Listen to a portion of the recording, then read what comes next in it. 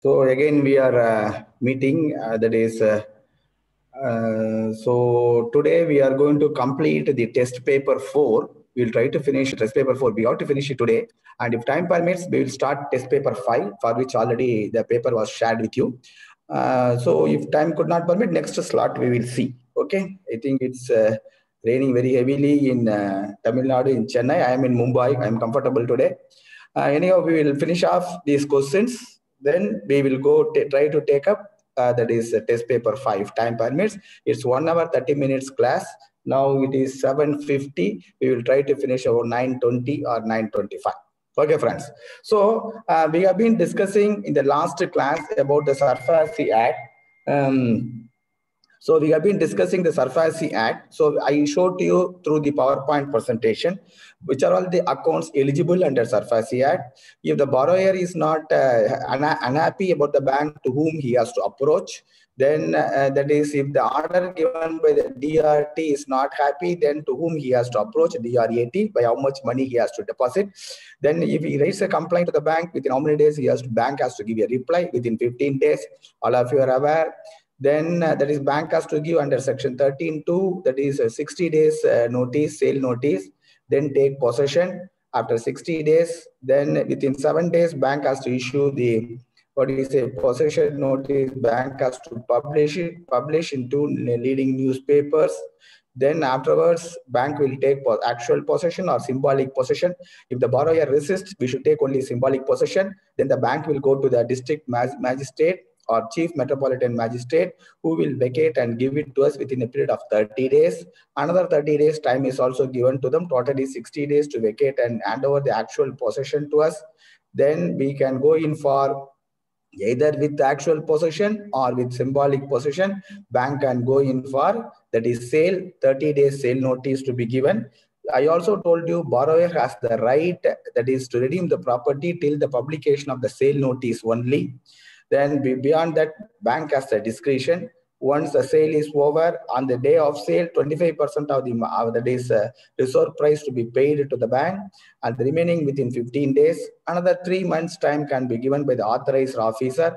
We also saw who is the authorized officer. The authorized officer minimum scale should be scale 4 and above. It depends upon the bank, that is board of directors, whomsoever they approve. In Canara Bank, all scale 4 and above officers are authorized as on date by the board of directors as authorized officers.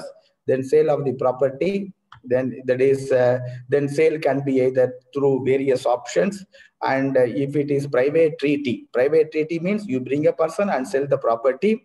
In that case, I told you, when the value of the property is up to 100 lakhs, one public sale to be given. If the public sale has failed, then you can go for a private treaty. And suppose if the value of the property is above 100 lakhs, 2 public notices to be given. First sale has failed. If there is no major change like reserve price, etc., then it is sufficient if you give a second sale notice of 15 days. If it is major changes are there, again you have to give 30 days sale notice. Then that is that even in that case it is not coming, private treaty can be there. And I told you who are all the authorities who can reduce the reserve price up to 10%, 90%, etc., etc. Then it is already made available to you. The PowerPoint presentation was made available to you on the same day. Then that is sale will be completed. Accordingly, that is action is over. So based on that, we will see that is certain questions. 46 questions are there in this paper.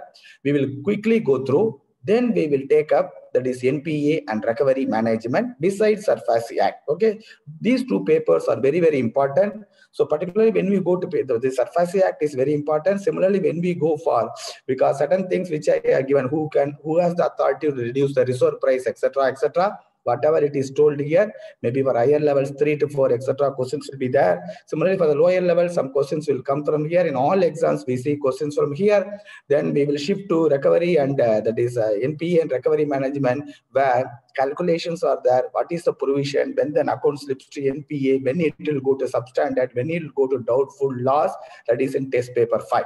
Okay, friends. So again, this we finished up to question paper answers for the test paper 5. Please note down the answers. So because people have been going on asking where is the answer, where is the answer, I have to sit and type the answers. Okay. Instead of that, if you sit and note it down, if you hear the video, your doubts will be clear. Okay. Okay. First question. For issuing demand notice under SARFAESI, the limitation period need not be enforced since the remedy is not available through the court.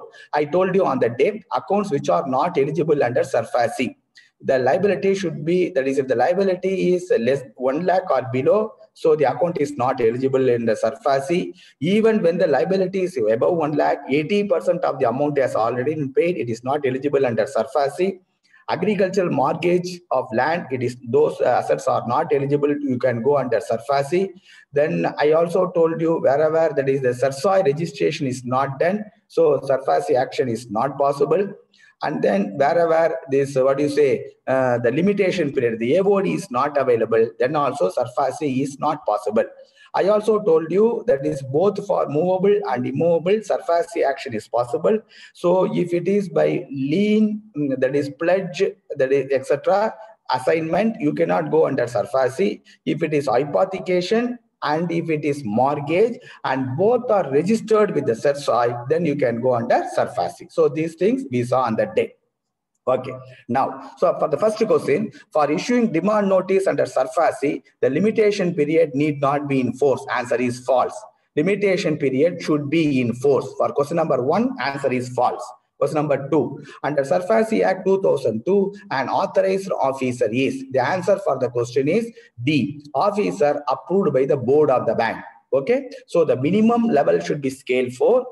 Suppose if the bank says it is only scale 6, only they will become. Okay, so you should know both the question and both the answers. The minimum level required for SARFAESI action authorized officer is scale 4 and above. So then who will approve it? The board approved officer. So question number 2, answer is D. Officer approved by the board of the bank. Question number 3. Possession notice is issued by secured creditor as per section dash of the SARFAESI Act. So who is a secured creditor? A company, a bank or a financial institution that has given loan to a borrower is called secured creditor. So when the secured creditor can issue notice under which section? Section 13(2) of the SARFAESI Act. When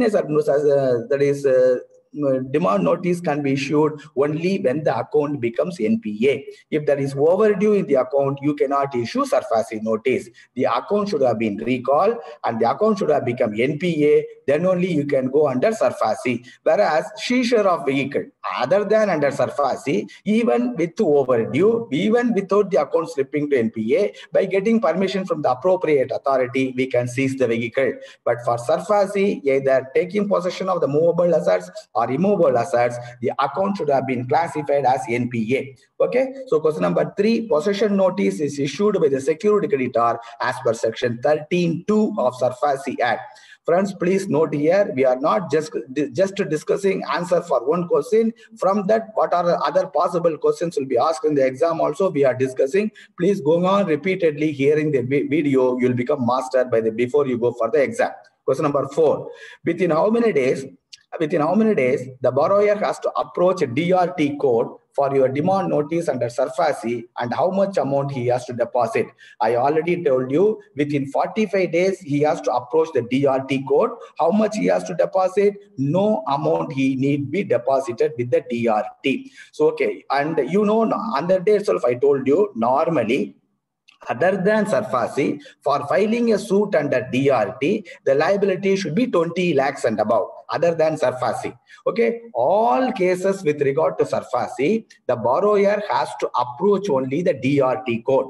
He cannot approach the civil code. Okay, so there are two things keep in mind. So for filing a suit in under DRT, other than SARFAESI, the liability should be 20 lakhs and above. But for approaching DRT under SARFAESI, so the limit, under SARFAESI, above 1 lakh, you can go under SARFAESI. Even for 2 lakhs, you can go under SARFAESI. If you go under SARFAESI, for 2 lakhs, the borrower has to approach only DRT code. Okay, you should not think so. For DRT codes are told it is 20 lakhs. Normally, for filing suit in the DRT, for example, agricultural land, You have taken agricultural land and given a loan. You cannot go under SARFAESI. The liability is 25 lakhs. Then whom you will approach? You cannot go to civil court. You have to go only to DRT court in that case. Okay, suppose if you take possession of the property, if you want to do something, if the borrower is not satisfied, irrespective of the liability, he will go only DRT court. Within how many days he has to approach DRT court? Within 45 days of your possession notice or sale notice, he will approach DRT court. How much money he will pay? He need not deposit any amount. For question number 4, the answer is B. For question number 4, the answer is 45 days, no deposit.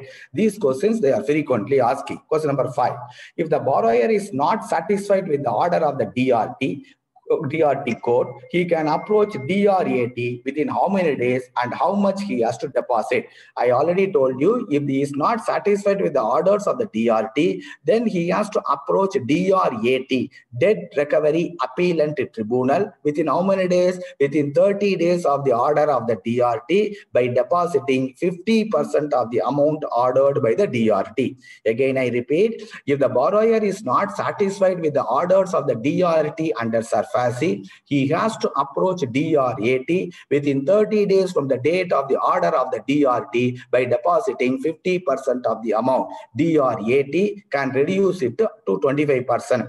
Below 25%, the appeal will not be entertained. So for question number 5, the answer is D. For question number 5, the answer is 30 days and 50%.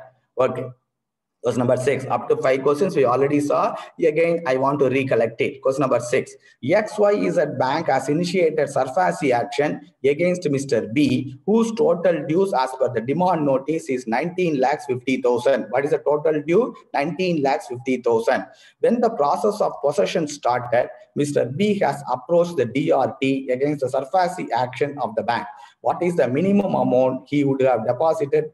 The amount he would have deposited by B before DRT? 19,50,000, 9,75,000, 14,62,500. None of these. Friends, I told you, when you do something against SARFAESI, the borrower can approach DRT within 45 days. At the time of approaching DRT, he need not deposit any money. So here, for question number 6, the answer is none of these. The correct answer is he need not deposit any money. Okay. Then question number 7. So for question number 6, the answer is D, none of these. Question number 7. The security interest created by a borrower under provisions of SARFAESI Act enable the bank to ensuring payment of the loan, for enforcing the security with the court intervention, for enforcing the security without court intervention, for enforcing the security if the documents get time barred. You know, SARFAESI action, the tool available to the bank to take, that is to make recovery without intervention of the court. So for question number 7, the answer is C, for enforcing the security without court intervention. For question number 7, answer is C. Question number 8. For initiating an action against the borrower as per SARFAESI provisions, the credit facility should have been overdue, irregular, out of order, NPA. Answer is NPA. Question number 8, answer is NPA. Without the account becoming NPA, you cannot proceed under SARFAESI. Question number 8, answer is D. Question number 8, answer is D. Question number 9. As per SARFAESI Act 2002, a bank or financial institution that lends money against a security is called, I told you, no, a bank or the financial institution that lends money to a borrower under SARFAESI Act, that is, it is called secured creditor. So options are there: lender, security holder, security debtor, none of these. For question number 9, the answer is none of these. If it is none of these, you should know the correct answer. The correct answer for the question is secured creditor. Okay, secured creditor. For question number 9, answer is D, none of these. Question number 10. I think after 10 questions we saw on that day. XYZ Bank has initiated SARFAESI action against Mr. B, whose total dues as per the demand notice is 5,10,500. Mr. B, not satisfied with the verdict of the DRT, preferred an appeal before the DRAT against the SARFAESI action of the bank. What is the minimum amount to be deposited by Mr. B for preferring the appeal before the DRAT in normal course? You know, within 30 days by depositing 50% of the amount. What is the amount demanded? 5,10,500. What is the 50% of is 2,55,250. So for question number 10, the answer is C. In normal course, he has to deposit 50% of the amount demanded by the bank. On the other hand, if the DRT has told the amount he has to pay is only 5 lakhs. Okay, so here what is amount you demanded? 5,10,500. The DRT has approved, given the order. So before going to DRAT, he has to pay 50% of the amount, 5,10,500, 2,55,250. Suppose in the order, if the DRT has told only 5 lakhs, then 50% of that 5 lakhs, whichever is less. So if the bank has demanded 5,10,000, the DRT has told only 5 lakhs. Then on that 5 lakhs, the borrower has to deposit 50%, not on 5 lakh to 10,500.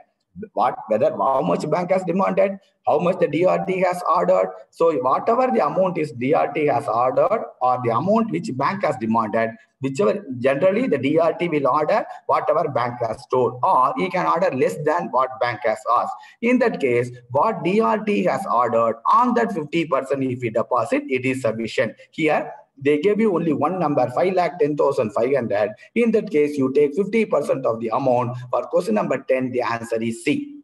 Within how many days he has to approach DRAT? Within 30 days of the order given by DRT. Okay, question number 10. Very good. For question number 10, the answer is C, 2,55,250. Question number 11.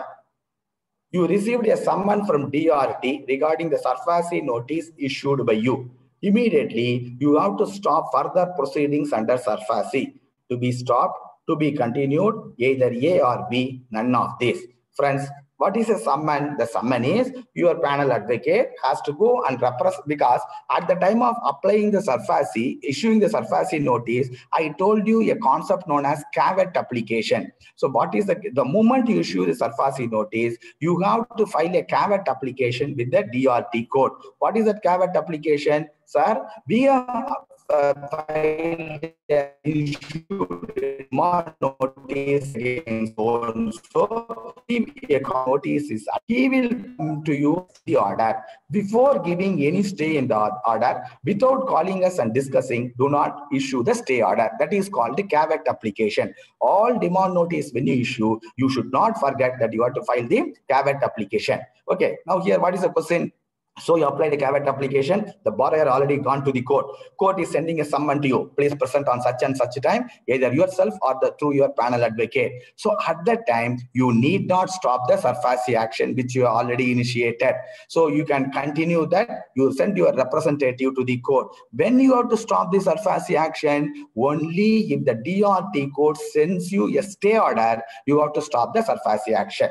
Otherwise, you can continue. SARFAESI action will continue. In the other hand, your case will be discussed in the court. So for question number 11, the answer is to be continued. So, okay, because earlier when the act has come first, so they told the action to be stopped. But when the act has amended, they told both can continue simultaneously without any issue. Okay, question number 11, answer is B. Question number 12. If the borrower raises certain objection or send a letter to the bank seeking time for payment for the demand notice, bank has to reply to him within how many days? I already told you. So any letter during the period the borrower writes, you should not keep it pending. Within 15 days from the date of receipt of the letter, reply should go to the borrower. So the answer for the question is, that's question number 12. Answer is 7 days, 21 days, 30 days, none of these. The answer for question number 12 is none of these. If the answer is none of these, the correct answer you should know, it is 15 days. Originally, when the act was implemented, it was 7 days, then it has subsequently increased to 15 days. Question number 12, the answer is none of these. The correct answer is 15 days. Okay, sir. Question number 13. As per the amendment to SARFAESI Act in 2016, so we are discussing question number 13, test paper number 4 for the late joiners.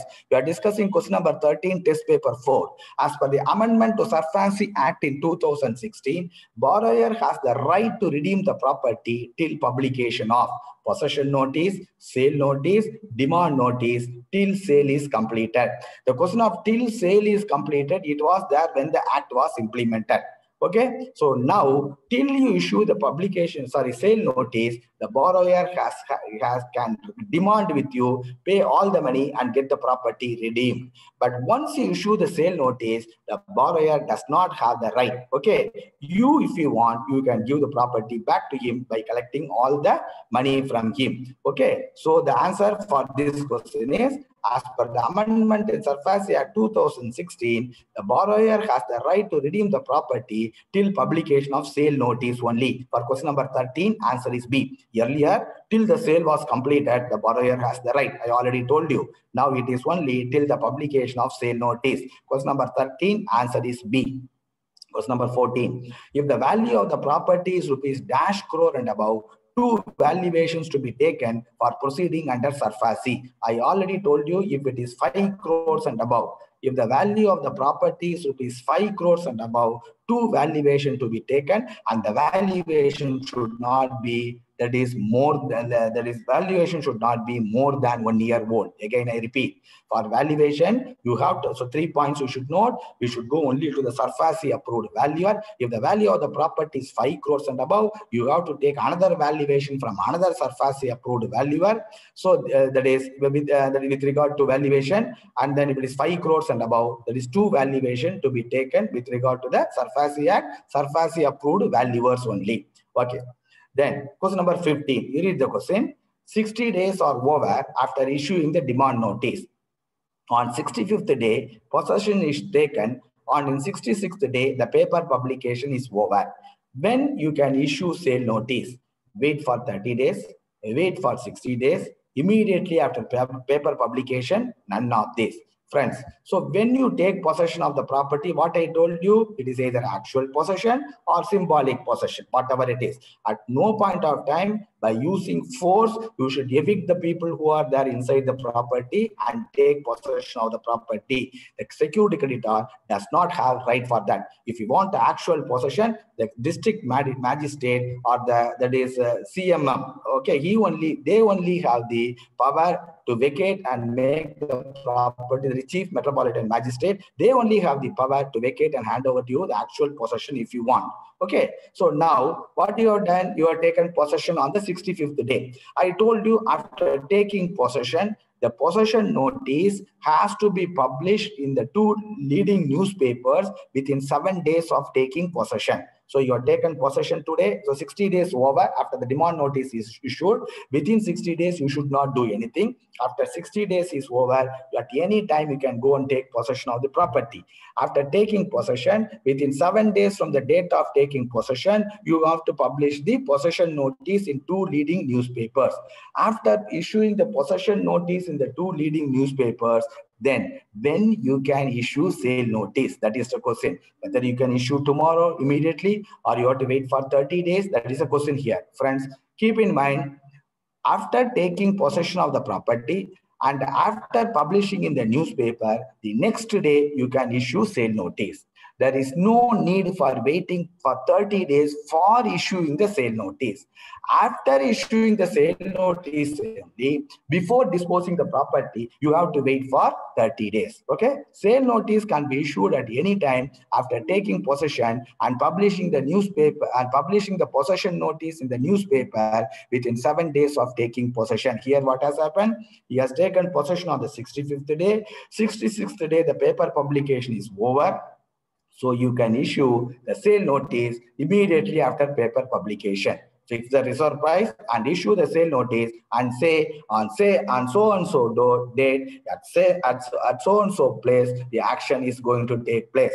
Okay, it is by you also know, if it is 5 lakhs and above the liability, it is only by e-auction. We'll come there, we'll discuss. Okay, that's all you have to publish in the sale notice. So immediately after paper publication. Question number 15, answer is C. Question number 15, answer is C.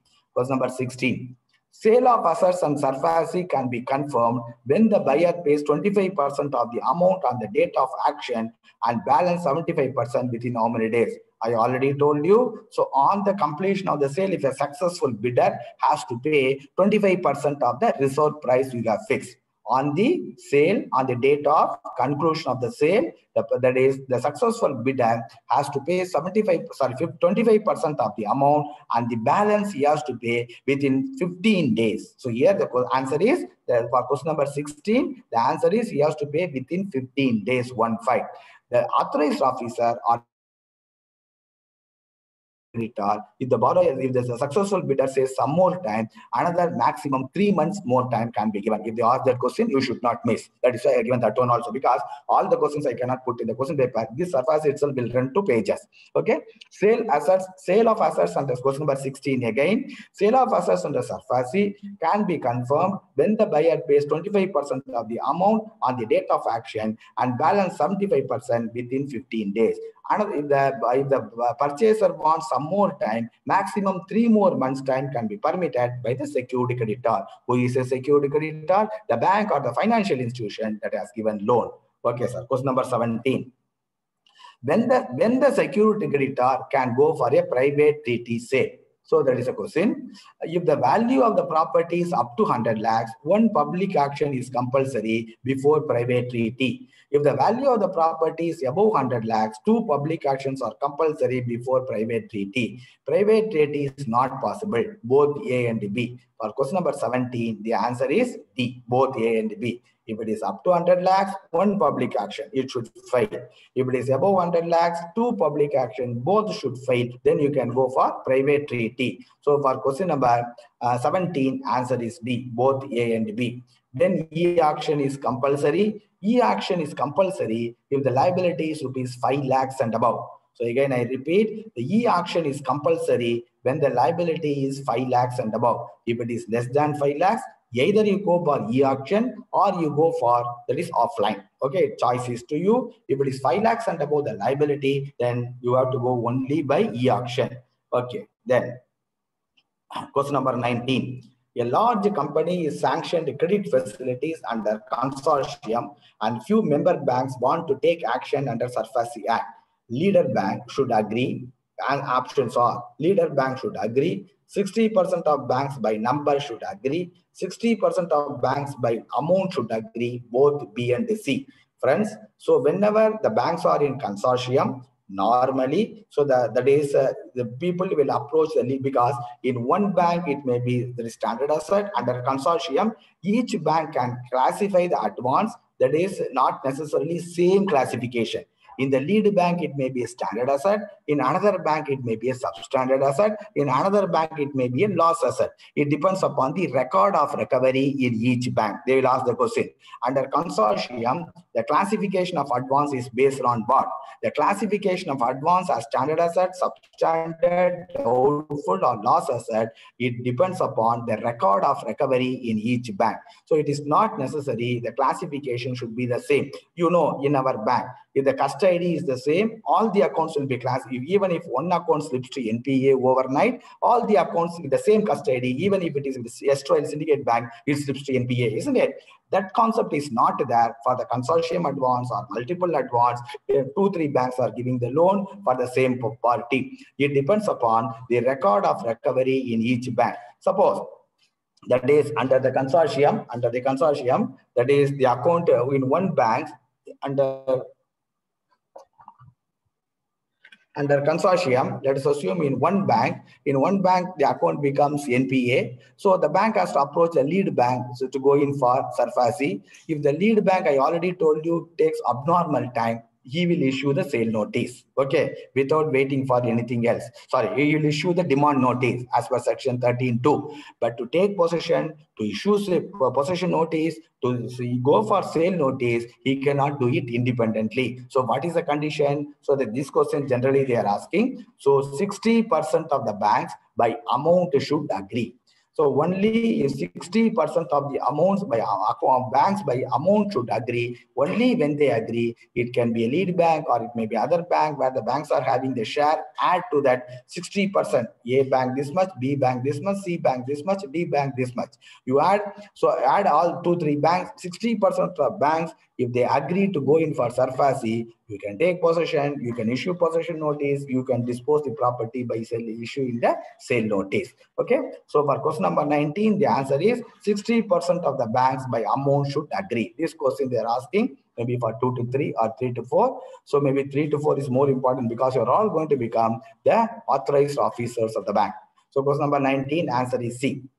Question number 20. An agriculture tractor loan is sanctioned. This question was asked for some bank last time. An agricultural tractor loan is sanctioned against the mortgage of agricultural land and hypothecation of the tractor. If the loan becomes NPA, bank cannot proceed under SARFAESI. Bank can proceed under SARFAESI, either A or B, none of these. So what's the answer for the question? What loan is given? Tractor loan is given. Against what? Against hypothecation of the tractor and the mortgage of the agricultural land, against which you cannot go under SARFAESI. You cannot dispose the agricultural land against that is under SARFAESI. Okay. But you can take possession of the tractor because you have gone for tractor hypothecation. So when you go for a vehicle hypothecation, so maybe till 2 years back or 3 years back, so you should necessarily register the vehicle hypothecation in under the SERSOI also. Now, subsequently, what they told, if you register under the Vahan portal, that is equivalent to registering with SERSOI.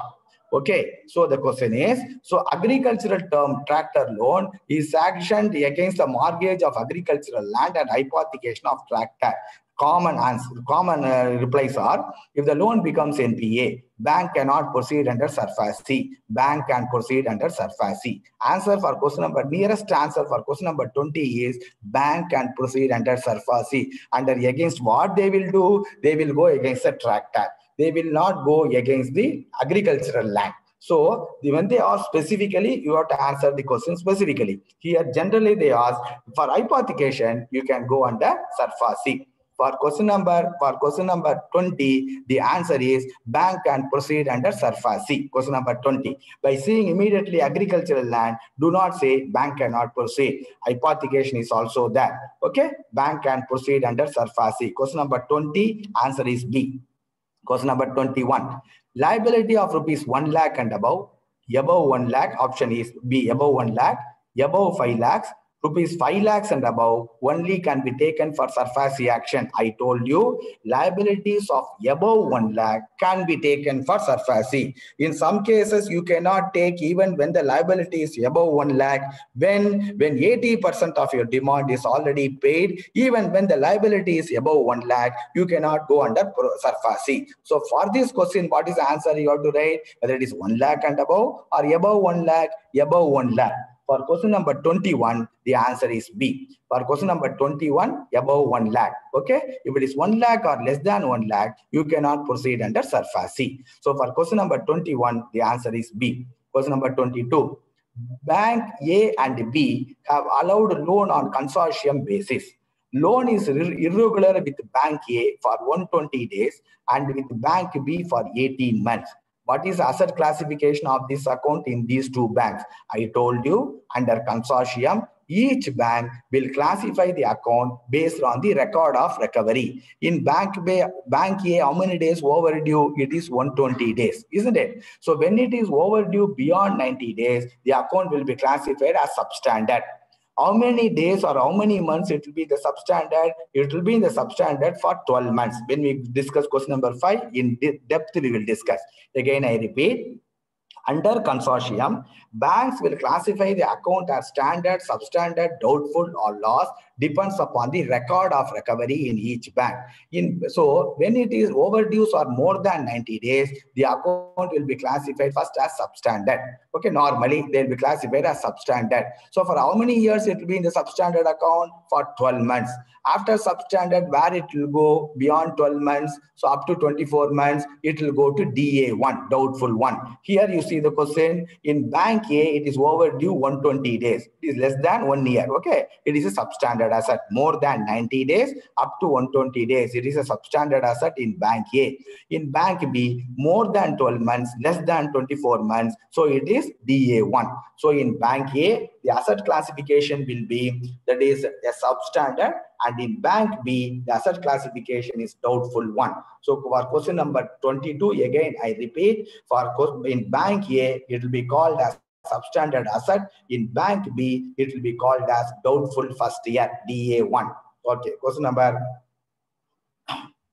23. What is the minimum and maximum limit for referring cases to DRT under SARFAESI? Before that, you tell me, so under SARFAESI, what is the limit for that is taking action under SARFAESI? The liability should be above 1 lakh. What is the maximum? Whatever may be the maximum. If the liability is above 1 lakh, what minimum, whatever may be the maximum, you can take action under SARFAESI. When you take an action under SARFAESI, where the borrower has to go, the borrower has to go only to DRT, isn't it? So now you keep that in mind. Again, I repeat, under SARFAESI, you can take action if the liability is above 1 lakh. Okay, what is the maximum liability? Any amount you can go. Okay, so whenever you take an action under SARFAESI, the borrower has to approach whom? The borrower has to approach DRT. Okay, now you see the question. What is the minimum and maximum limit for referring cases to DRT under SARFAESI? Rupees 1 lakh, no maximum. Above 1 lakh, no maximum. 1 lakh and rupees 10 lakhs. Above 1 lakh, maximum 20 lakhs. So what I told you, under SARFAESI, above 1 lakh, you can go, maximum, no limit. So when you go under SARFAESI, the borrower can approach DRT. So the answer for this question is above 1 lakh, no maximum. So for question number 23, the answer is B. For question number 23, the answer is B. Suppose if you are not going under SARFAESI, for example, agricultural land, if the liability is above 20 lakhs, there is no hypothecation, let us assume. You are given an agricultural loan for land development. So the liability is above 20 lakhs. What you have done, you have mortgaged the agricultural property. If it is liability is above 20 lakhs, to whom you have to go? You have to go only DRT, isn't it? So that is where without SARFAESI action. If it is with the SARFAESI action, any liability above 1 lakh, irrespective of the maximum, the borrower will approach only the DRT code. So the answer for question number 23, above 1 lakh with no maximum and no maximum. Question number 24, what is the cutoff amount for sending CR copies to review? Okay, now up to 23. So friends, we saw the PowerPoint presentation last class. In depth, whatever possible, we have discussed questions, possible questions under the SARFAESI Act. So besides that, some more questions also will be discussed. If you go through the PowerPoint, you will get. Now we are going to, that is credit review. So at the credit review, some other there is faculty would have discussed with you on Sunday, credit CRM policy and credit review. Again, for repetition, I'm not going in depth in the CRM policy. Again, for that is quick questions, which type of questions will be asked on the credit policy. I will quickly go through the PowerPoint presentation. This is as per HO circular 139/2020. Please go through the circular. I have made the condensed thing in this PowerPoint and in the question paper. Questions are very short because many changes have taken place in the credit policy of the bank. That is for the year 2021, which is HO circular 139/2020. You have still today, we are on around 24 of the month. You have another 2 weeks. So you have a lot of time. Please go through the circulars because not only these questions, many more questions also will be asked. Okay, let us quickly go through the PowerPoint presentation and the explanation for the credit policy. Okay, friends. Okay, here. So whenever a branch has given a loan, the loans given in the branch has to be noted down in a register called monthly sanction register. There are 4 types of monthly sanction register. The people who are handling credit are aware. The people who do not know credit, you will learn now. So NP 139, all sanctions other than retail, agriculture and government sponsored scheme. Okay, sorry. So that is all sanctions other than retail and agriculture, because government sponsored scheme will come in 117. I put again a government sponsor, remove it. All sanctions other than agriculture, retail and agriculture will be given in 1B NB 139. What are all the sanctions you are doing other than retail and agriculture? You have to give a continuous number and you have to enter that. Very big register, details will be there. Now it is online, you have to fill in that. Okay, what is that NB 140? All types of agricultural loans other than gold loans. because you are giving only gold loans. If you start writing, it will run to pages. So forget about gold loan. So all loans, agriculture loans other than gold loans has to be recorded in NB 140. Then retail. All retail loans sanctioned by the branch to be recorded in NB 179 and government-sponsored schemes under NB 117. Okay, this is first the moment you sanction a loan, the CR copy in the application is nothing but the application, and you have to give a CR number, running serial number. Depending upon NB 139, you have to enter in that register, give the CR copy. Okay, this is very, very important. First point.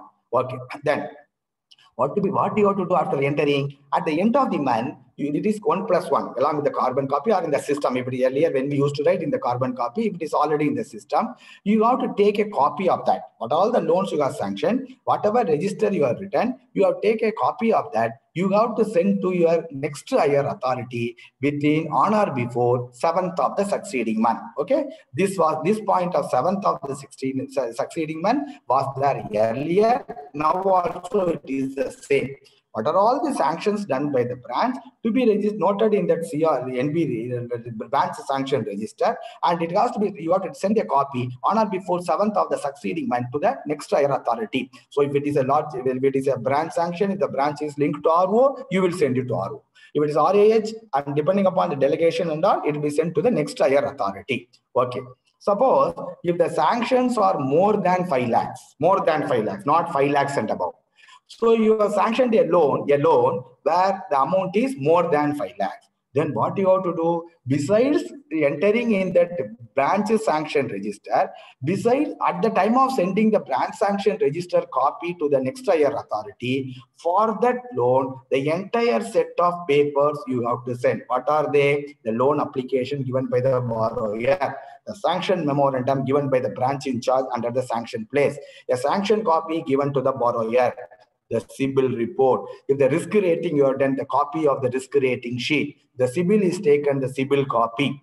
All those things to be sent along with that is branch sanction register to the reviewing authority. Why I am telling here, earlier for normal loans, before when you went for the last exam, for normal loans it is 1 lakh and above. For retail loan it is 5 lakhs and above. Now as per 139 for 2020, for which all the loans you have to send CR copies to the next sanctioning authority. What do you mean by CR copy? Credit review. What is that? Is nothing but your loan paper taken from the borrower. What are all the things you have to attach? Application, sanction note with enclosures like CIR, credit information report, which you are downloaded from CIBIL, risk rating, depending upon whether it's 1 CIBIL or 2 CIBIL, you have to decide, risk rating sheet, income tax return copy, sanction letter, etc.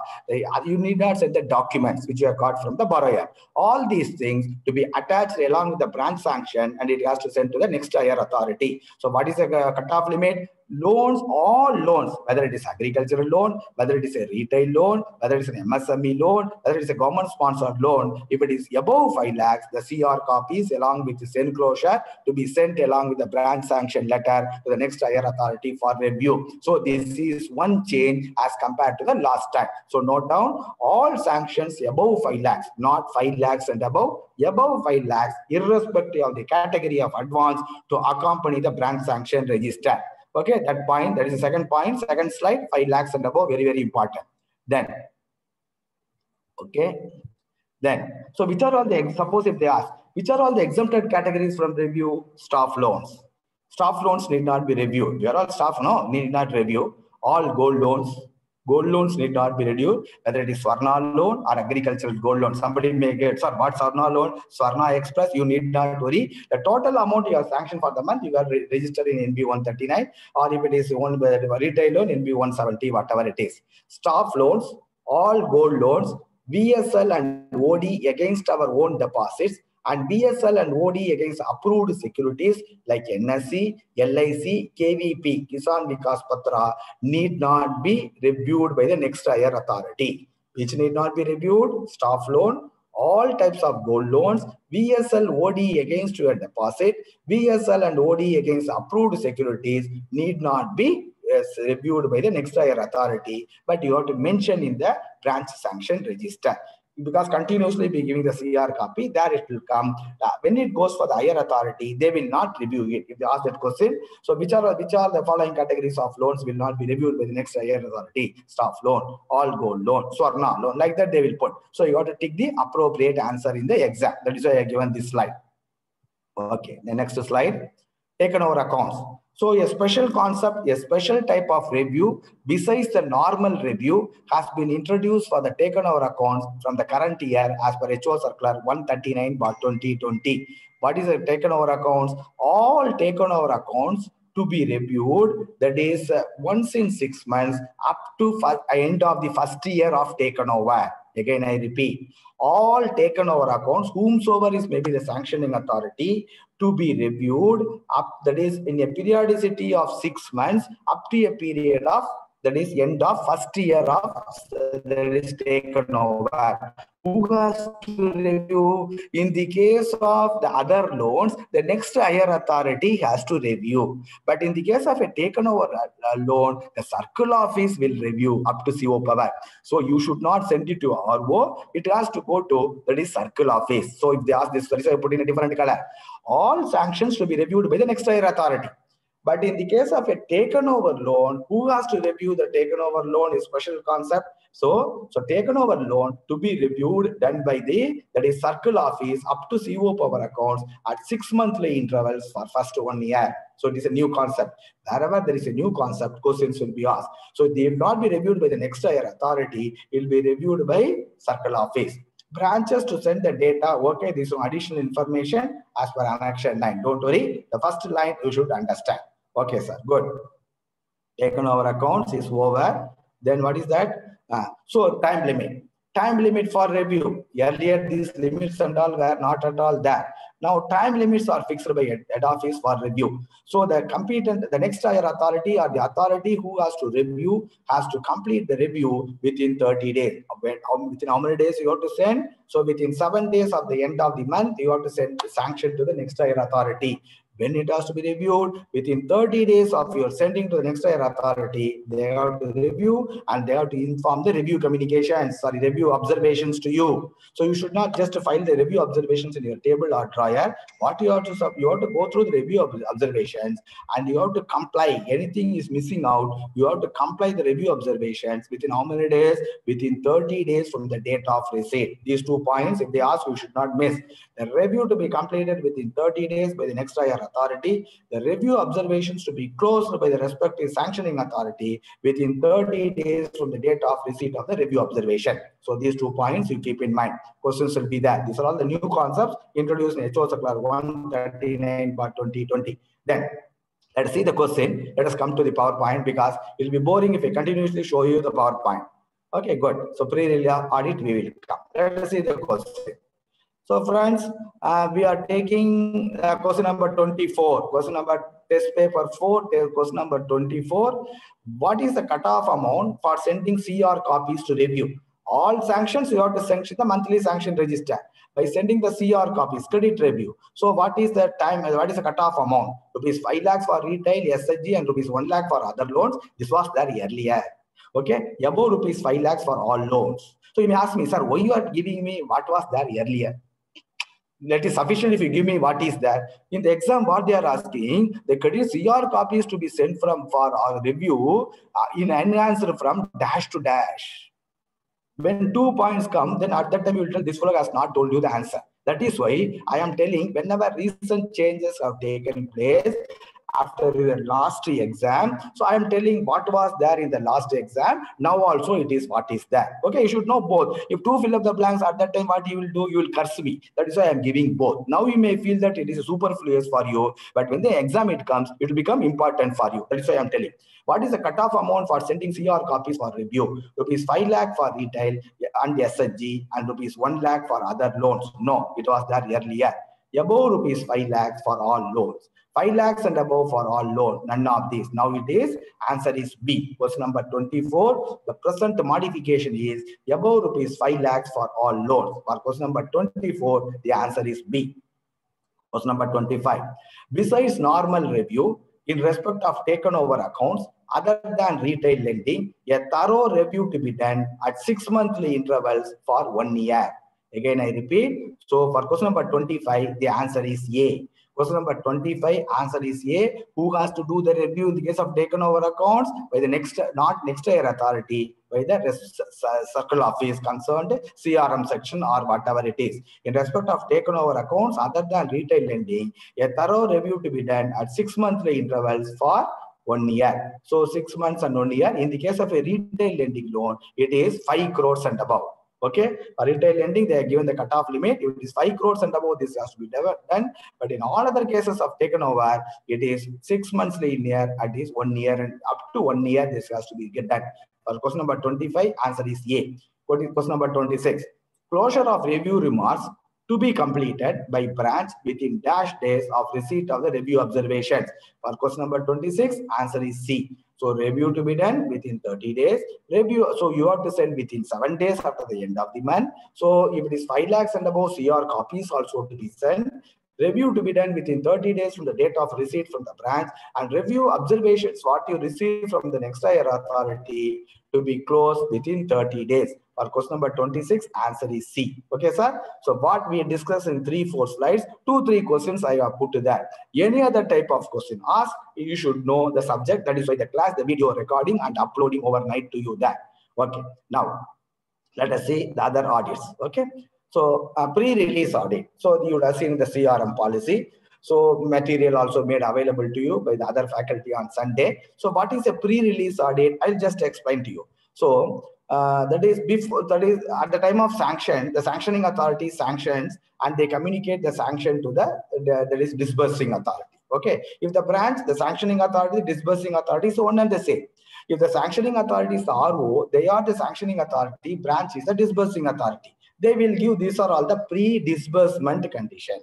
Before releasing the money, these conditions to be fulfilled, then only you can release the money.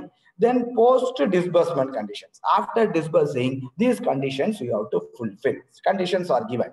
So what is pre-release audit? So the pre-release auditor will go to the branch. Before releasing the money, he has to verify and tell whether the pre-release conditions given in the sanction memorandum has complied by the branch.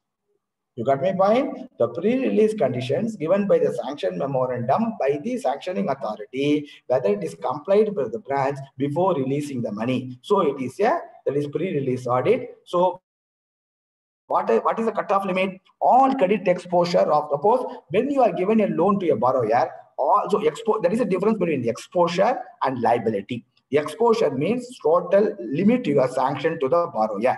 So when the credit exposure to the borrower is rupees 2 crores and above. So today his exposure is only 1.5 crores. There is no pre-release audit. Suppose he is asking for additional limit of 1 lakh or additional limit, today his exposure is 1.50 crores. He is asking for additional exposure of 50 lakhs. Both put together, what it comes? 2 crores, isn't it? So before releasing that 50 lakhs, pre-release audit to be conducted. Don't keep under the mind, only if the loan amount is 2 crores and above, pre-release audit to be conducted. Pre-release audit or whatever may be the type of audit, it is for the exposure to a party. So far, the exposure may be less than 2 crores. By giving this loan, the exposure will touch 2 crores. In that case, for before releasing that portion, pre-release audit to be conducted. Okay. Similarly, like that, subsequently. So credit exposure of 2 crores and above is subject to pre-release audit. What I have given within the bracket, before you went for last year exam, at that time, it was 5 crores and above. So the pink color is the current guideline, HO Circular 139/2020. Last year, when we went for the exam, it was 5 crores and above. If they ask, the pre-release audit exposure is, which was dash, that is now made it dash. So 5 crores to 2 crores. 2 crore and above and 5 crores earlier. Okay, which are all that is pre-release audit to be conducted. Retail, so for all loans, pre-release audit to be conducted if the exposure is 2 crores and above. In the case of retail loans, if the exposure is 5 crores and above and provided it is backed by mortgage, that also pre-release audit to be conducted. What is pre-release audit? I told you. What is the cutoff limit? I told you. What was the earlier? I told you. It is the exposure. It is not the limit. Particular loan 2 crores. It is exposure to the party. Retail loans of 5 crores and above, backed by mortgage, also to be covered. When it has to be conducted, so the moment that is a sanctioning authority, circle office, an RO, you have various sections, isn't it? Sanctioning section and CRM section. The moment the sanctioning authority gives you a loan of above, when it exceeds to a party 2 crores and above, they will give you a copy to the review section.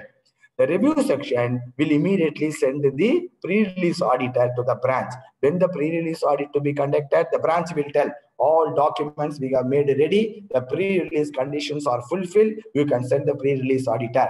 The pre-release auditor has to go and he has to conduct the audit within 48 hours of documentation, but before disbursement. So the branch has to tell everything is over and the pre-release auditor will go and the audit to be conducted within 48 hours before disbursement and after fulfilling all the pre-release audit conditions. Okay, who are all the pre-release auditors? They are all internal auditors, no external auditors. Scale 4 and above, the list they will be having with the CRM section. Scale 4 and above authorities in the bank will be given the duty of doing the pre-release audit. No authority in the bank has the power to waive the pre-release audit. Whereas for stock audit, something and all authorities are there to waive, but with regard to pre-release audit, without getting it done, you should not release the fund. Because at the time of doing the audit, they will find out some observation. You have to fulfill the observation. If you cannot fulfill the observation, you have to take up with the sanctioning authority, get that permission, then only you have to release the money. Okay, very, very important. Okay, please keep that in mind. Not only from the exam point of view, for your normal day-to-day work, people who are handling the credit matters. To be conducted within 48 hours of documentation before disbursement, scale 4 and above authorities or the credit auditor, the circle will maintain the list, the branch will be informed, cannot be waived. Then at the time, besides what all the credit pre-release auditors have to see, Besides seeing all the terms and conditions are complied with, this year, as per HO Circular 139/2020, a new concept has been introduced. First, if it is a mortgage-based property, mortgage-based loan, what you would have done? You would have taken an LSR, would have taken EC, etc., isn't it? Now you also know you have to, the LSR giving advocate has to give what is that, the latest sale deed document copy from the sub-registrar office. One more condition also you have told. Everything is ready. Now, when the pre-release auditor goes, he will ask another panel advocate to give a fresh LSR, fresh EC, and the fresh enforceability certificate. This is addition this year. Enforceability certificate from a panel advocate other than the one who gave LSR to be obtained at the time of pre-release audit. Friends, very, very important. 2 crores and above. Retail loan 5 crores and above provided backed by mortgage to be conducted within 48 hours of documentation before disbursement. Scale 4 and above authorities are empowered to do it. It cannot be waived. Another LSR, another EC, another enforceability certificate to be taken by the pre-release auditor at the time of doing the pre-release from another panel advocate other than the one who has given the other LSR with regard to mortgage properties. Okay, sir, these are all the very important points. Okay, now let us see the question. If you see the question, you will understand. Now you see question number 27. Pre-release audit to be conducted in respect of credit exposure FB plus NFB, fund base and non-fund base. What is fund base? You know advances. What is non-fund base? Guarantees, LCs, etc. They are all called contingent liabilities. They are asking somewhere. So where non-fund based exposures are shown in the balance sheet, they are shown as contingent liabilities. So I'm linking that one. So that also should go into your mind. So pre-release audit to be conducted in respect of credit exposure of FB and NFB of rupees 2 crores and above. Okay, answer for question number 27, rupees 2 crores and above. Answer is A. Question number 27, for that is rupees 2 crores and above to existing as well as new borrowers other than retail lending with certain exempted. There are certain exempted loans are there. Don't worry about it. Staff loans are not there. BSLs are not there. Okay, for staff, we will never give 5 crores, 2 crores loan, isn't it? Okay. So, rupees 2 crores and above. So, for question number 27, answer is rupees 2 crores and above. For retail lending, if it is backed by mortgage loan, it is 5 crores and above. Okay, 5 crores and above, both you should know. So, answer for question number 27, answer is A. Question number 27, answer is A. So, question number 28, before disbursement, and after completing the EMT, at the time of pre-release audit, branches to obtain dash certificate from a panel advocate other than the one who gave the LSR, completion certificate, enforceability certificate, pre-release certificate, none of these. I told you it is enforceability certificate. Question number 28, answer is B. Question number 28, answer is B, enforceability certificate. These are all the new things introduced by the bank you should know. So enforceability certificate. Okay, sir. Question number 28 is over. So those two questions, 27, 28 on pre-release audit. So then there is a concept known as legal audit in the bank. We saw in the test paper 1 or test paper 2. What is legal audit? This legal audit to be conducted by the regular inspectors at the time of RBIA, risk-based internal audit. Your regular inspection terminology is RBIA, risk-based internal audit. So the auditor is coming. So inspector will come. So to do the regular audit. At that time, for all mortgage-based loans, if the exposure is 5 crores and above to a party, for all types of mortgage-based loans, if the exposure to a party is 5 crores and above, at the time of regular inspection, so he will conduct a legal audit. What he will do? He will go and visit the property. Whether property is there. Then he will ask another panel advocate who has given the original LSR, another panel advocate to give another LSR, EC, etc. Okay, so legal audit has to be completed, done by the regular inspectors along with the regular inspection. So within what is the periodicity of legal audit? Once in 3 years. Pre-release audit only once. Whenever the exposure is going to exceed 2 crores, you will do. Subsequently, one more loan is at that time you have to do before releasing the property, before releasing the money. What is the legal audit?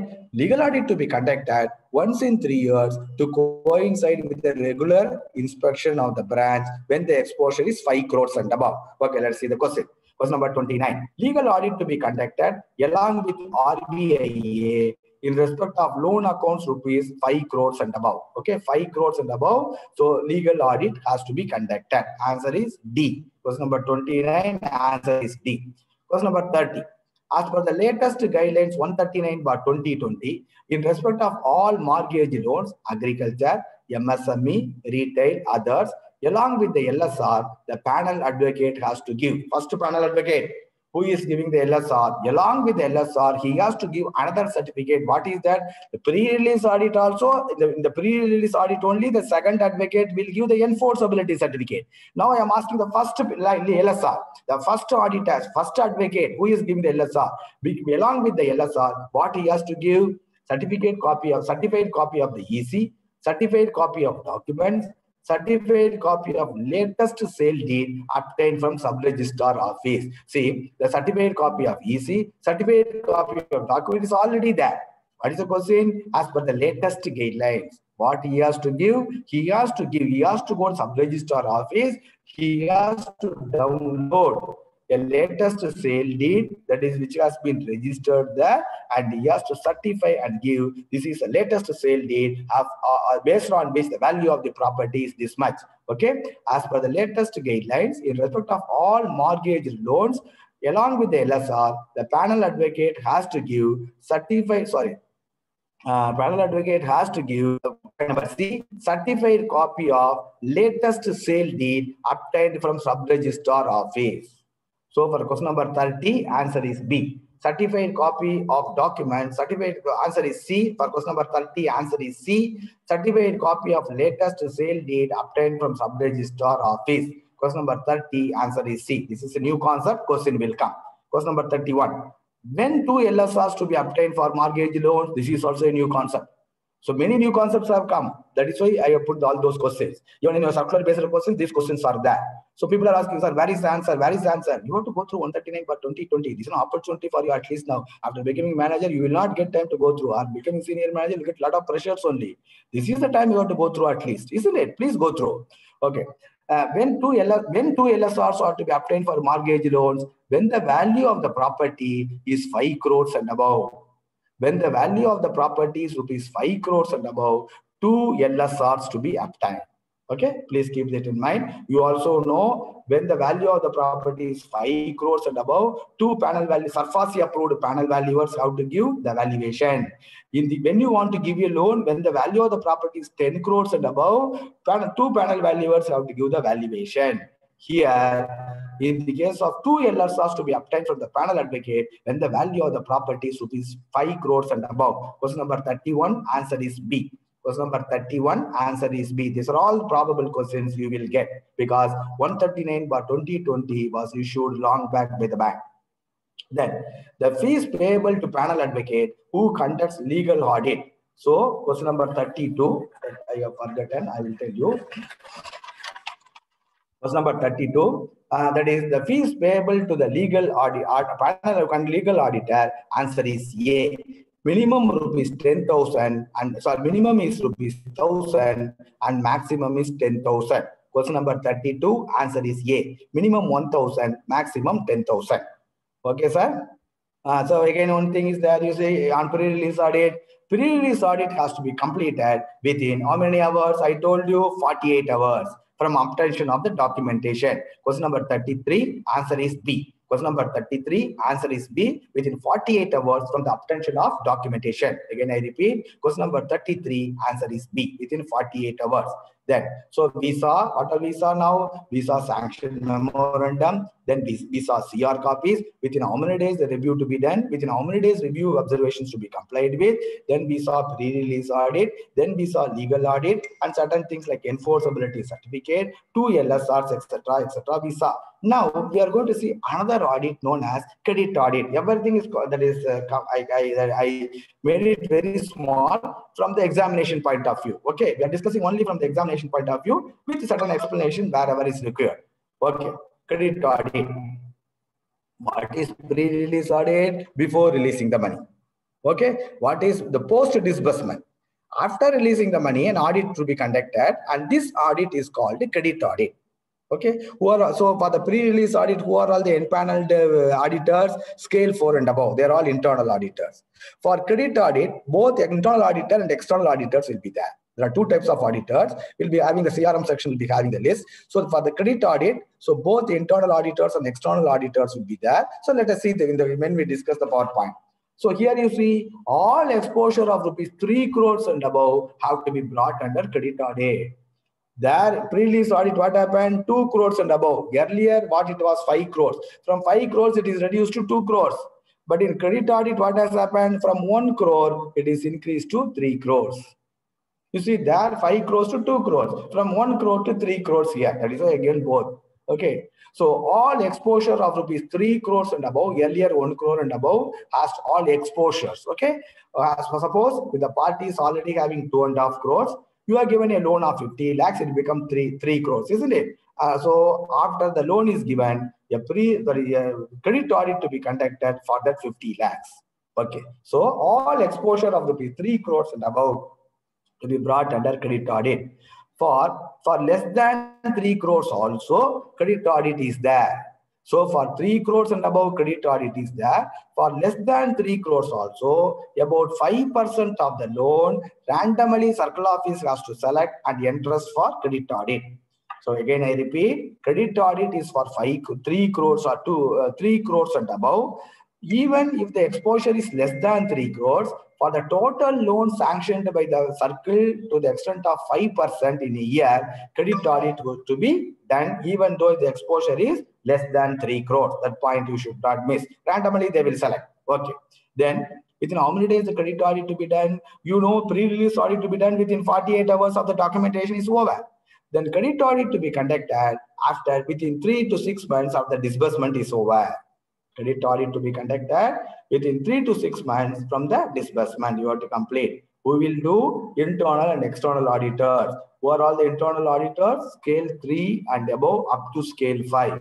For pre-release audit, what are all the internal auditors? Scale 4 and above. Scale 4 and above. Here, it is scale 3 and above up to scale 5. They are all the internal auditors. So what is exposure? 3 crores and above. Internal auditors will do credit audit if the exposure is less than 5 crores. Again, I repeat, all exposures of 3 crores and above is subject to a credit audit. What is credit audit? That is pre-disbursement review. That is what are all the things, everything is pakka. They will again go and check up.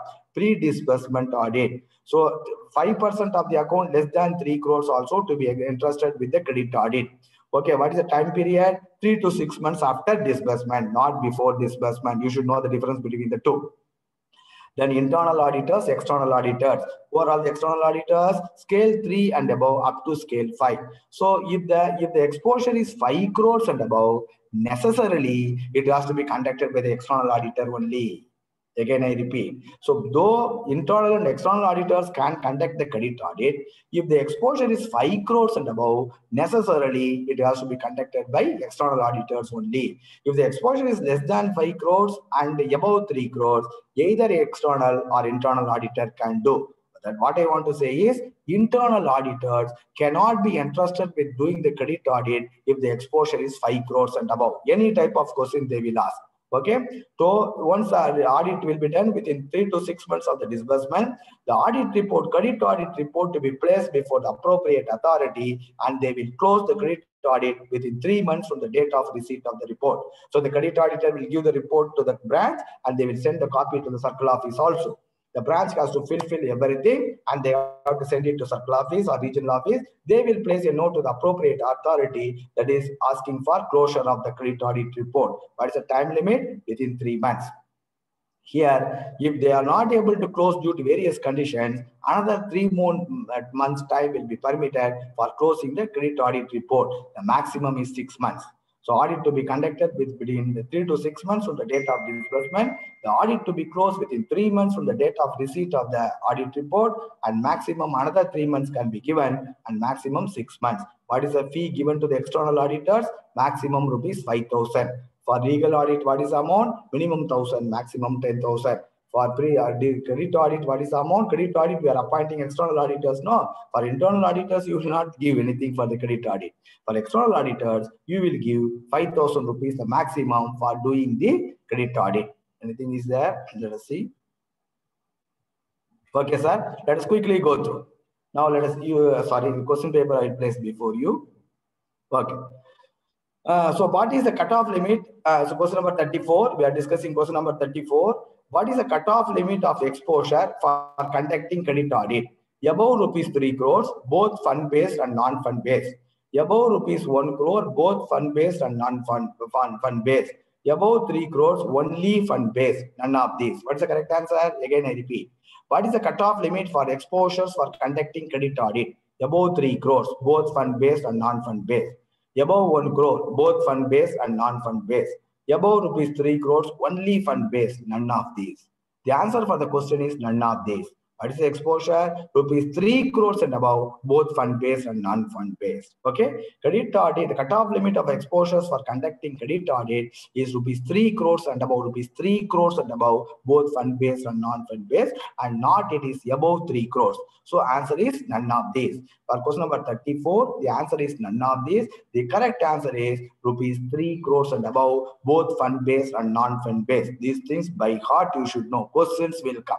2-3 questions will come depending upon the intensity of 1 to 2, 2 to 3, 3 to 4. You should know. You should not know, sir, I have signed, I do not know what is that. No. You should know the subject. Okay. That is why I requesting you again to read the circular in your interest. I can very well tell. I have given, no, this you can, it is recorded and you can hear, but please go through the circular. Now CanWrite app is there. You can download and read from your house. Okay. So for question number 34, answer is none of these. The correct answer is 3 crores and above, both fund-based and non-fund based. What is the maximum? Question number 35. What is the maximum fee payable to credit auditors? Rupees 5,000 only for external auditors. In overall the internal auditors, scale 3 to scale 5 for credit audit. For them, we will not pay any fees. It is only for external auditors. Maximum will pay 5,000 rupees. Okay. Then for question number 35, answer is C. For question number 35, answer is C. Again, I am repeating. Remarks of credit audit reports ought to be closed within dash months from the date of report, within 3 months. So question number 36, answer is A. Question number 36, answer is A. How many more months time can be given? 3 months. 3 more months if it is beyond the control of the branch. For example, joint documentation is not over. Some other bank also has to cooperate to So in that case, another 3 months time will be given. For question number 36, answer is A, 3 months. Okay. Then question number 37. Now we are going to discuss SMA. An OCC account will be classified as SMA 0 if outstanding balance remains continuously in excess of sanctioned limits or drawing power, whichever is less, between 1 day to 30 days, 31 days to 60 days, 61 days to 90 days, and none of these. What is SMA? SMA is nothing but special mention account. Let us see the PowerPoint, then you will understand the idea. Okay. Where is CMF and all? Already it is there. Stock audit. Please go through. I have not put any questions over there.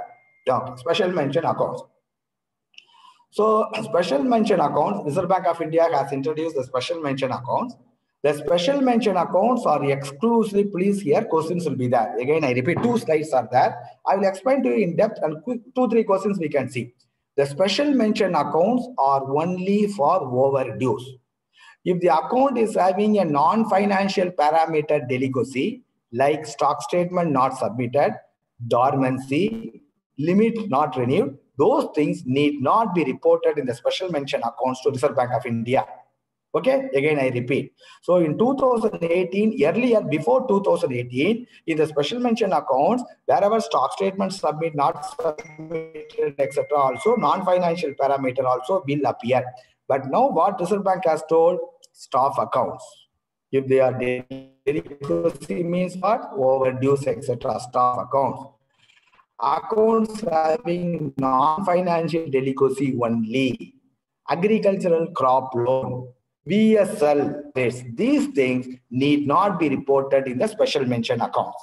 Okay, as per the Reserve Bank of India guideline. So the special mention accounts is exclusively for overdues only. If there are overdue, you got to report under special mention accounts. Okay, specifically. Okay, delinquency, that is delinquency due to non-financial parameters. What is that? Stock statement not submitted. It is a delinquency. Okay, agricultural crop loan, staff loans having overdues, agricultural crop loan having overdues, VSLs having overdues need not be reported in SMA to Reserve Bank of India. For your internal purpose, you have. But for Reserve Bank of India, SMA accounts means accounts having overdues for more than 1 day. So only financial overdue, not any other thing. Even in agricultural crop loan, staff loan, VSL, financial overdues also need not be reported. Okay, sir. Then, which are all the accounts to be reported under that is and special mention accounts? All accounts of borrowers with exposure of rupees 5 crores and above to be reported to CRILC. What is that CRILC? Central Repository of Information on large. I is not there. I made a mistake here. Okay, sorry. So Central Repository of Information on large credits. Again, I repeat. Maybe for clerical to officer, they may ask the expansion. So CRILC, Central Repository of Information on large credits. This is a public domain Reserve Bank of India. All banks have to submit the exposures of 5 crores and above about a party to the CRILC. So there are 2 types of reporting submission to CRILC. One is the monthly data and the other one is a weekly data. Again, I repeat. Now we are talking about SMA accounts. What is an SMA account? SMA account is an account which is having overdue from 1 day to 90 days. Okay, they are classified into 3 categories. What are they? SMA 0. SMA 0 means overdues from 1 day to 30 days, other than the exempted category.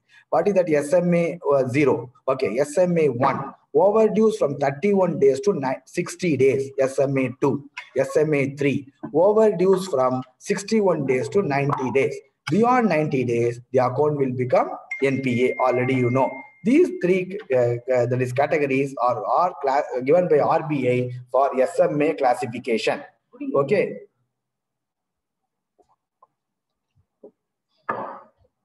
Then these accounts to be reported to CRILIC. What is that CRILIC? Central Repository of Information on Large Credit. It is a public domain in Reserve Bank of India. There are two types, all exposures to a party. If it is 5 crores and above, it has to be reported to CRILIC, which is in the Reserve Bank of India. It is a public domain. Okay, there are two types of reporting, monthly reporting and weekly reporting. What is monthly reporting? At the end of the month, that is as on the last day of the month, the bank has to give all exposures of 5 crores and above to a party to CRILIC, whether it is SMA, whether it is non-SMA, whether it is a standard asset, whether it is an NPA, the details about the party whose exposure is 5 crores and above to be reported under to CRILIC by banks as at the end of last day of the month. That is a monthly report. Then besides that, bank has to report a weekly report also about the borrower.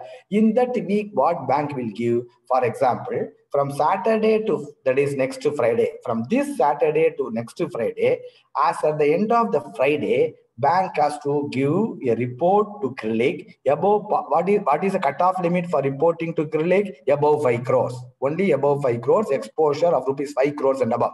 Exposure of 5 crores and above only to be reported to CRILIC. So what is that? Once in a month, at the last day of the month, the entire exposure, about the exposure, the details to be sent to CRILIC. And weekly report, for example, every week as on Friday, at the end of the Friday, a weekly report to be submitted to CRILIC. What it contains, from last Saturday to this Saturday, any new account has overdue. That is called the defaulting borrowers. Again, I repeat, from last Saturday to this Friday, any new account has been included under SMA. SMA means what? Overdue from 1 day to 90 days, I told you. Any new borrower has started defaulting for you. And what is the day of default? From last Saturday to this Friday. So that will come under the weekly report. Then the weekly report will also contain, during that week, any borrower has cleared all his overdues. That is why I have given here.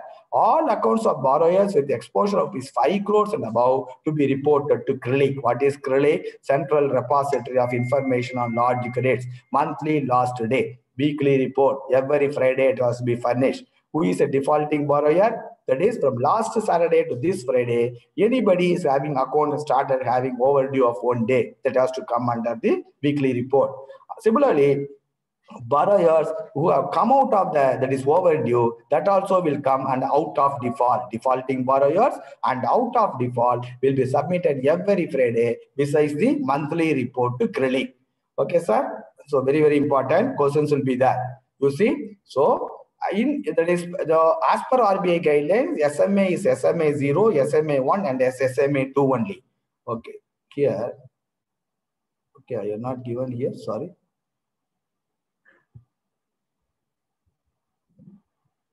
Okay. So sorry, this slide I missed you. Very, very important one point. That's why I'm coming back.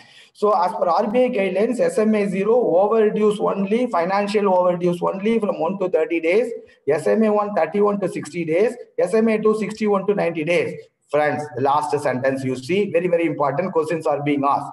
For OD OCC accounts, for OD OCC accounts, when you will share this overdue, if liability continuously exceeding the limit for more than 30 days. Okay, for OD OCC accounts, if the liability is continuously exceeding for more than 30 days, only to be reported as SMA 1. That means for OD OCC accounts, if the liability is continuously above the limit up to 30 days, you need not report in SMA 0. The SMA 0, SMA 1, and SMA 2 is applicable for term loans only.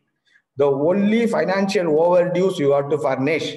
Okay, 1 to 30 days overdue, it is SMA 0. 31 to 60 days overdue, it is SMA 1. 61 to 90 days overdue is SMA 2. For OD OCC account, if the overdue is beyond 30 days only, it will appear as SMA to Reserve Bank of India. So what is that? So when liability continuously more than limit for more than 30 days only, OD OCC accounts will be reported as SMA to Reserve Bank of India. They will be straight away classified as SMA 1. OD OCC accounts will not have the concept of SMA 0. Again, I repeat, OD OCC accounts will not have the concept of SMA 0. They are permitted to have liability more than the limit up to 30 days.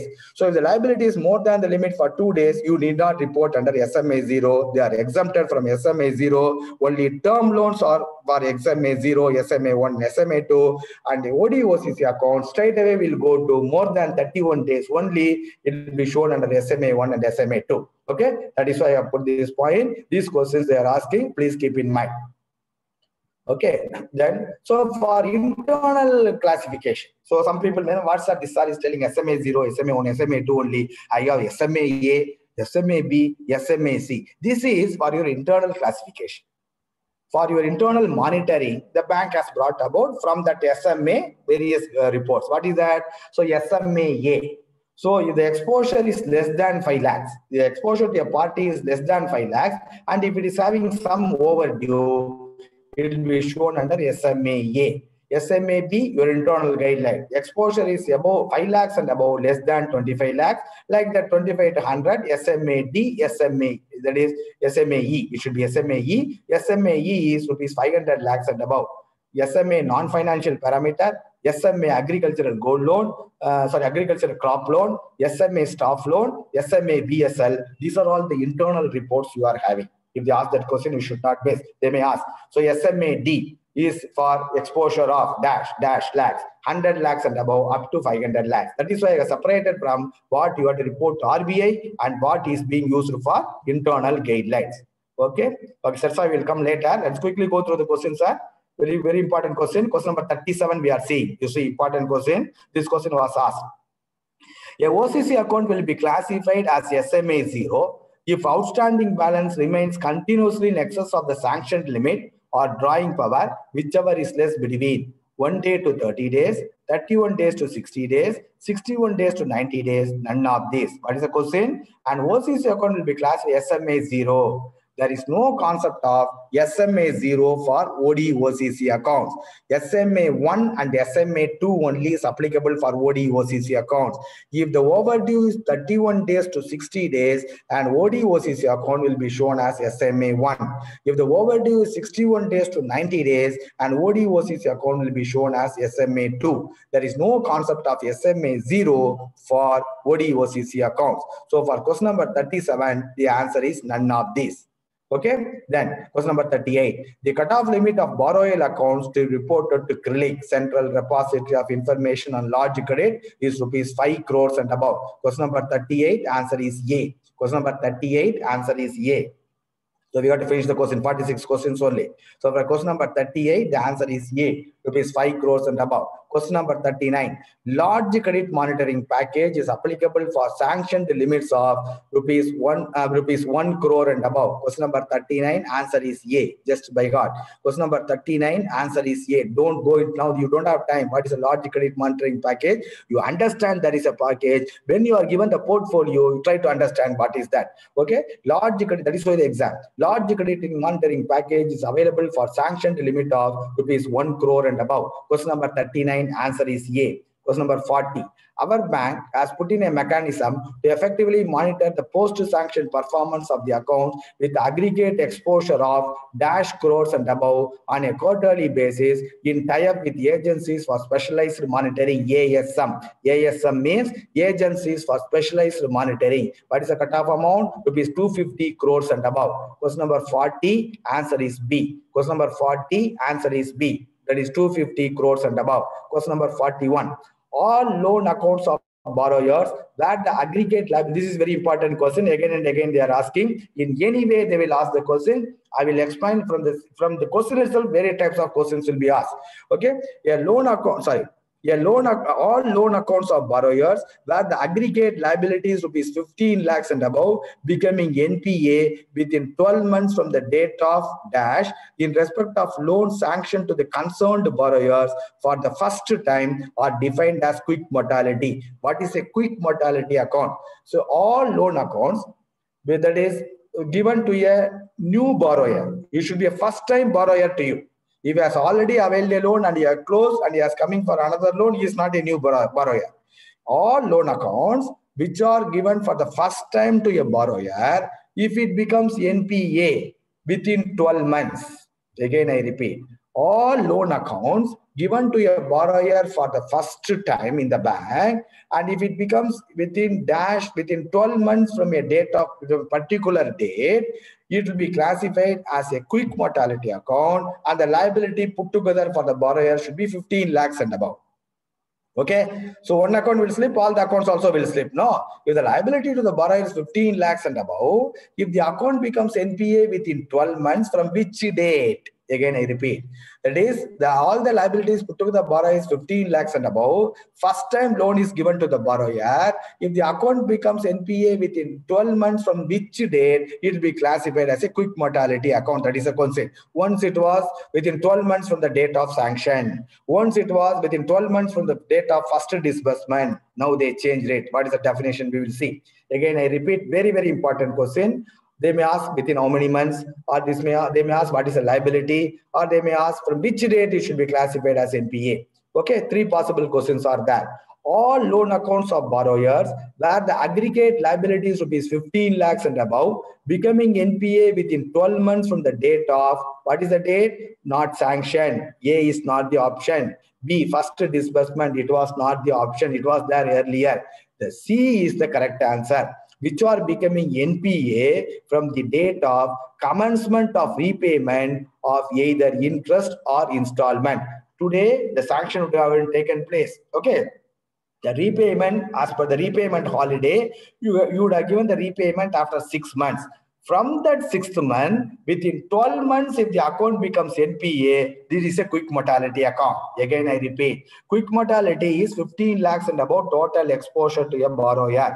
The account should be first time new sanction to a borrower. Already, if the borrower has availed a loan, the account has been closed, is not brought under the quick mortality. Again, I repeat. So from which date within 12 months the account should become NPA? From the date of commencement of repayment, either interest or that is principal. Today you have sanctioned a loan, you are given 6 months repayment holiday. When the repayment commences, we are in the month of November, isn't it? December, January, February, March, April, May. From repayment commences from May. From May, within 12 months, the account becomes NPA and the total exposure to the party is 15 lakhs and above. And the first time you are given the loan to the borrower, it is called a quick mortality account. You should never forget it. Okay, that's why I have spent a lot of time on that. One question, that much time I have spent. So answer for question number 41 is commencement of repayment of either interest or installment, anything. Okay, so question number 41, answer is C. Question number 42. What is the time limit for creation or modification of security interest in CERSAI? 30 days from the date of EMT, 30 days from the date of MODDT, 30 days from the date of sanction, none of these. Quickly, 2 slides are there. We'll go through and we will write up the date today. Okay. Please excuse me for the delay I am giving on you. Okay. So CERSAI. So very, very important because the section 4 is introduced in the CERSAI. Okay, sir. So very, very important. CERSAI. Introduction of chapter 4 CERSAI. Many people are telling us CERSAI portal is not opening. We have kept many things are pending. If you read this, you will understand the importance of CERSAI. Introduction of chapter 4A in CERSAI with effect from 2000 in the SARFAESI Act 2002 with effect from 24th January 2020.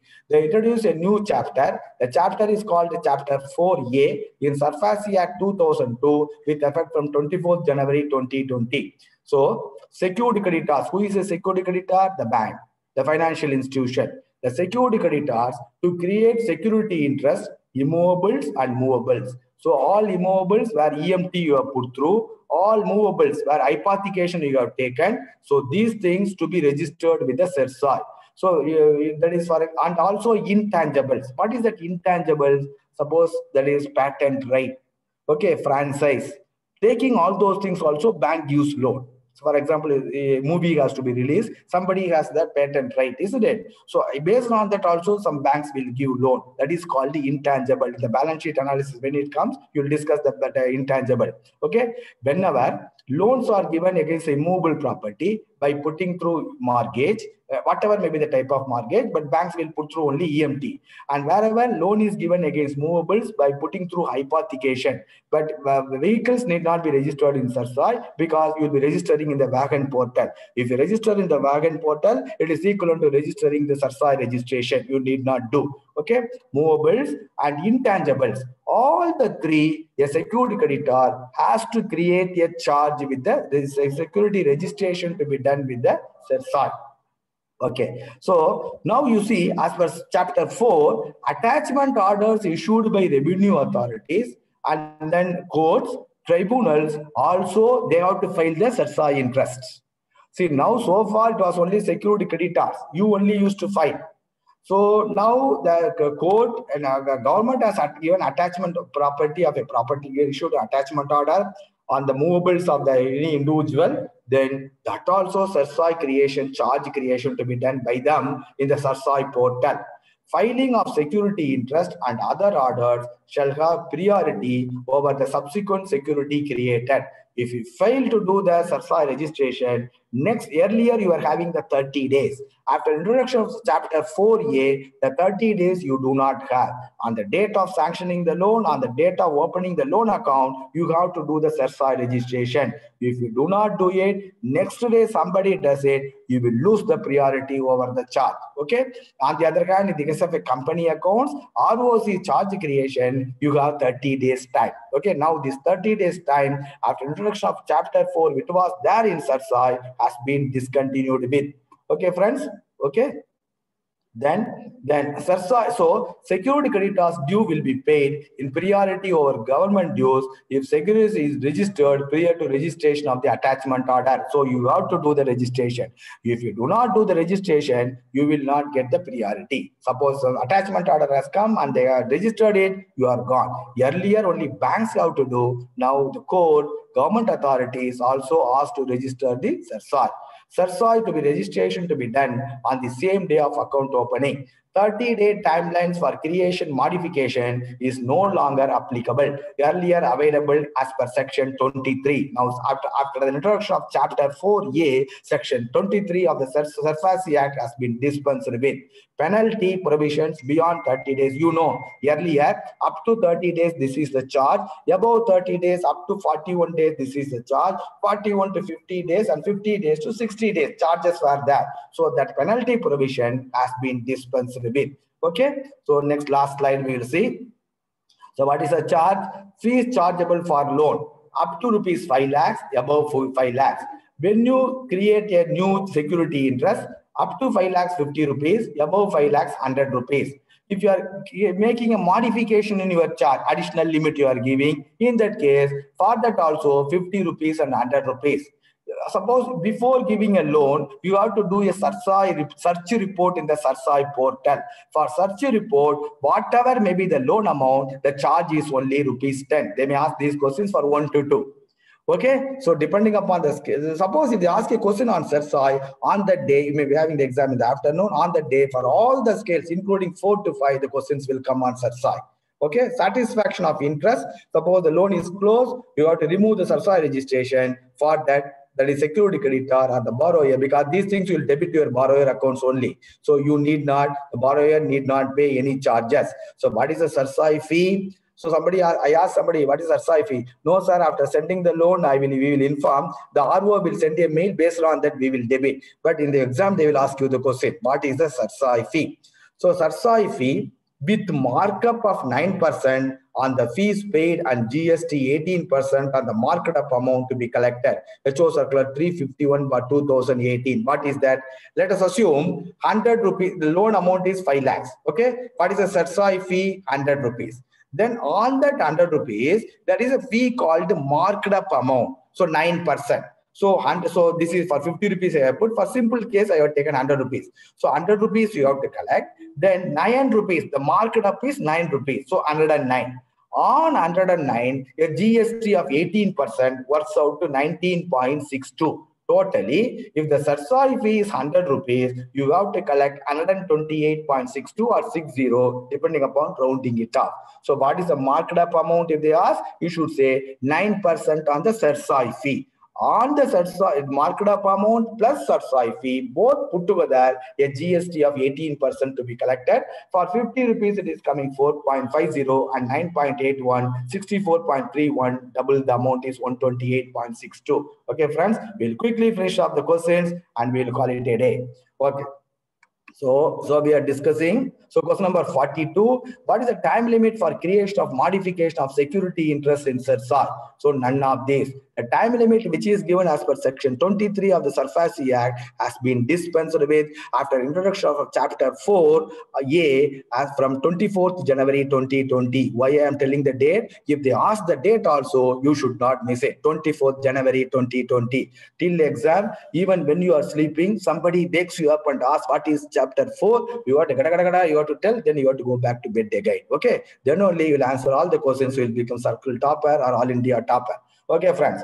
Okay, question number 42, answer is none of these. Question number 43. After registration of security interest with CERSAI by security creditors, the dues will be paid in priority over government dues. True, provided you are registered before the government registration. Answer is true. Okay.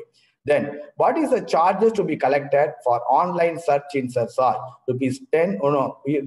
Answer is for question number 44. Answer is C. Rupees 10, irrespective of the loan amount. So 50 rupees, 100 rupees is only for based on the loan amount. So for question number 44, CERSAI search report is rupees 10, irrespective of the loan amount. Anyhow, you have to pay the GST markup, etc. The threshold limit for this is very important. This question, the threshold limit for early warning signal and red flagged account is rupees dash million and above. So when we discuss the next paper, also it is there. You just note down it is 500 million and above. Question number 45, answer is B. This is very important question. For 3 to 4 also a different type of question will be asked. When I discuss test paper 5, I will explain in detail to you. Question number 45, a red flagged account which shows certain early warning signals the account is going to become NPA. There are certain frauds is taking place on NPA and NPA the account. They are all called the red flagged accounts. What is the exposure? 500 million and above. 1 lakh is 10 million is equal to 1 million is equal to 10 lakhs. So 500 million means 50 crores and above. A red flagged account exposure is 50 crores and above. Okay, answer for question number 45, answer B. The last question, an officer who is designated to monitor the accounts with total exposure of 50 lakhs and above in a branch. In a branch, if any party is having an exposure of 50 lakhs and above, an officer will be appointed, a cell will be formed to monitor those accounts. Any account, even a single account is there with what is an exposure, the total loans given to the borrower. If the exposure is 50 lakhs and above, an officer will be exclusively placed to monitor the account. Maybe the single officer is what to be done. You have to take up with your separately. That is after the purview. From the examination point of view, he is called the credit monitoring officer. So for question number 46, exposure 50 lakhs and above. Earlier, 2 years back, it was 1 crore and above. Now it is reduced to 50 lakhs and above. He is called credit monitoring officer. A cell to be formed in the branch. That cell is called credit monitoring cell. So they have to analyze, they have to periodically meet, and they have to discuss the manager, the officers, others about the account. So credit monitoring officer and credit monitoring cell. Friends, in depth we have seen today. So questions are very bright in these 2 slides and the question paper what we have discussed. Again, when the next slot is given to me, I will take up the NPA. Question paper 5 is already available with you. It is already posted today morning, afternoon. Go through the question paper. Be prepared for the discussions which we'll be having on the next slot, which will be available to me by the organizers whenever they give. Till such time, I am Jagannath, that is winding off from Mumbai. Good night to you all.